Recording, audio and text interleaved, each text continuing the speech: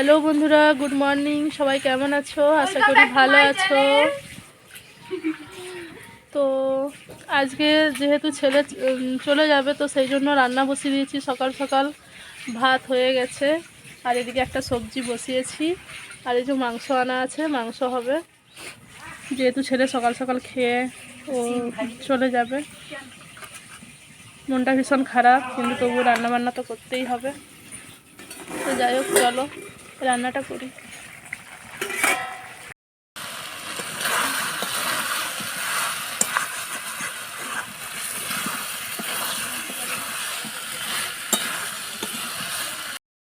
দেখো রান্না হয়ে গেছে, আর এদিকে ছেলেও রেডি হয়ে গেছে।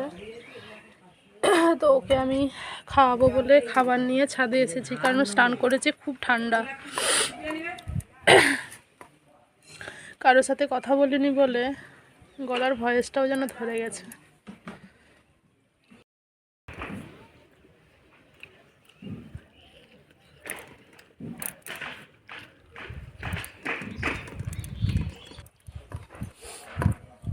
বেশি কিছু রান্না করতে পারিনি।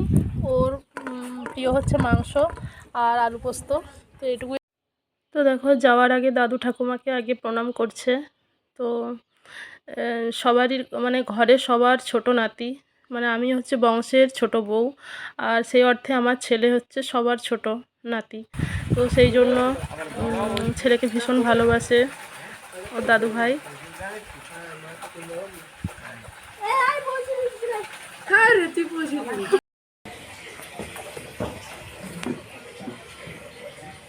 ওদের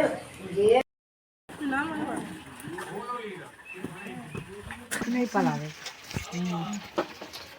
না, 500 টাকা হলে একটা নেবো।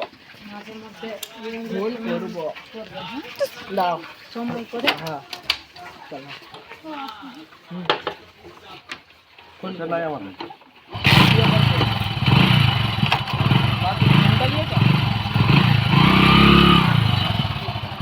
তুমি ফোন দিয়েছো? চার্জার